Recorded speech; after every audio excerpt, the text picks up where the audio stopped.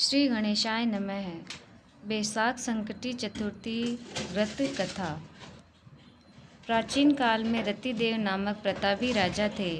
राजा की मित्रता यम, कुबेर और इंद्रादि देवों से थी। उनके ही राज्य में धर्मकेतु नामक ज्ञानी ब्राह्मण रहते थे। उनकी दो पत्नियां थीं, एक सुशीला और दूसरी चंचला। सुशीला कोई न कोई व्रत करती थी जिससे उसका शरीर दुर्बल हो गया। वही चंचला कोई व्रत नहीं करती थी और भरपेट भोजन करती थी। कुछ दिनों बाद सुशीला को शुभ लक्षणों वाली एक कन्या हुई और चंचला को पुत्र रत्न की प्राप्ति हुई। कन्या की शुभता देखकर चंचला सुशीला को ताना देने लगी।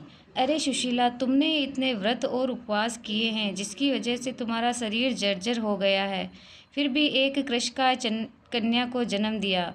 मुझे देख, मैं कभी व्रत के चक्कर में न पड़कर हष्ट पुष्ट बनी हुई हूँ और वैसे ही बालक को भी जन्म दिया है। चंचला की बातें सुशीला के हृदय में चुभने लगी। बैसाख चतुर्थी के दिन सुशीला ने पूरी भक्ति भाव के साथ संकट मोचन गणेश चतुर्थी का व्रत किया। व्रत से प्रसन्न होकर गणेश जी ने दर्शन दिए। गणेश जी से आशीर्वाद देते हुए कहा कि हे सुशीला, तेरी कन्या के मुख से मोती और मूंगा प्रवाहित होते रहेंगे और तुझे वेद शास्त्र वेत्ता एवं पुत्र भी होगा। वरदान को देने के बाद गणेश जी अंतर्ध्यान हो गए। वरदान के बाद कन्या के मुंह से मोती और मूंगा झड़ने लगे और कुछ दिनों बाद एक पुत्र रत्न की प्राप्ति हुई। उसके बाद ही धर्मकेतु का स्वर्गवास हो गया और उनकी मृत्यु के उपरांत चंचला घर का पूरा धन लेकर दूसरे घर में जाकर रहने लगी। लेकिन सुशीला पति के घर में रहकर ही पुत्र और पुत्री का पालन पोषण करने लगी। कन्या की वजह से सुशीला के पास काफ़ी धन एकत्रित हो गया। इस कारण चंचला सुशीला और उसके परिवार से ईर्ष्या करने लगी। एक दिन हत्या के उद्देश्य से चंचला ने सुशीला की कन्या को कुएं में धकेल दिया। कुएं में गणेश जी ने सुशीला की कन्या की रक्षा की और वापस माता के पास भेज दिया। कन्या को जीवित देखकर चंचला का मन उद्विग्न हो गया। वह सोचने लगी, जिसकी रक्षा स्वयं ईश्वर कर रहे हैं उसे कौन मार सकता है।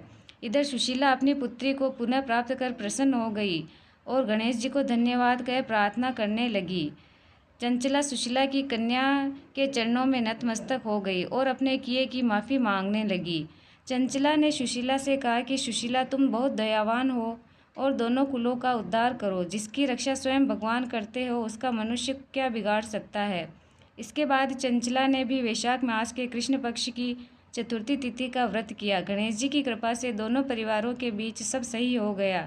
जिस पर गणेश जी की कृपा होती है उसके शत्रु भी मित्र बन जाते हैं। भगवान गणेश ने जिस प्रकार सुशीला की मदद की उसी प्रकार वह सबकी मदद करे। जय गणेश भगवान की।